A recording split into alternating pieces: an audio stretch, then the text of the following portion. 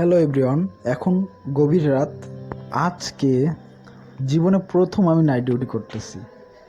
এত ভয় ভয় লাগতেছিল, কিন্তু তারপরেও নিজেকে সাহস দেওয়ার অনেক চেষ্টা করতেছিলাম। ভাবতেছিলাম যে কিসের ভয়, নিজেকে সান্ত্বনা দিচ্ছিলাম। আর এই যে অফিস থেকে আমার জন্য একটু খাবার পাঠাইছে, তো জানি না কি দিছে, খুলতেই পারতেছি না, চেষ্টা করতেছি। আর এখন বাজে প্রায় রাত 1টা। তো দেখলাম যে ভিতরে খাবার দিছে রুটি কলা, ভাবছিলাম কিন্তু রুটি কলা না, কলা এবং টোস্ট। কিন্তু কলা এত শক্ত যে খাওয়ার মতো না, রেখে দিছি। এগুলো এখন খাওয়া যাবে না, মেয়ের জন্য নিয়ে যাবো বাসায় সকালে। আর আজকে এই ভৌতিক একটা পরিবেশের ভিতরে কীরকম যেন লাগতেছিল, একটা অন্যরকম একটা ফিলিংস। তো তার ভিতরে ভাবতেছিলাম যে আজ যদি ইচ্ছা ছিল, যদি কখনও যদি আমার কোনো দিন নাইট ডিউটি পড়ে, তোমার বউকে নিয়ে যাব, ওকে নিয়ে একসাথে নাইট ডিউটি করব।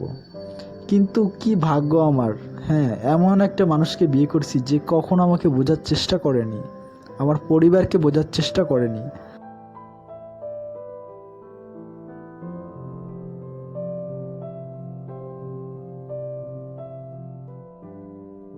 যাই হোক, যে না বুঝে তাকে বোঝানোর মতো, আপনি যাই করেন কখনোই তাকে বুঝাইতে পারবেন না।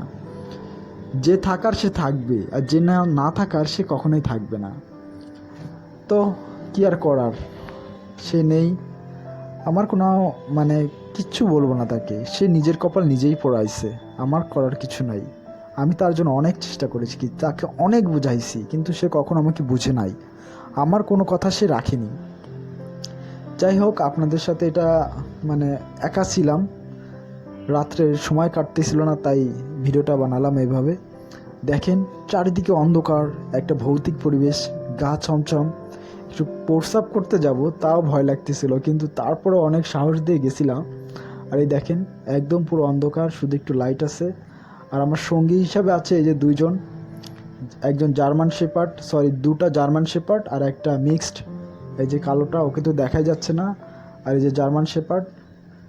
তো ভিডিওটা এখানেই শেষ করছি। আর একা একা এখন সময় কাটাতে হবে, হয়তো ইউটিউবে ভিডিও দেখবো, অথবা যে করে হোক সময় কাটাতে হবে। Bye bye, tata.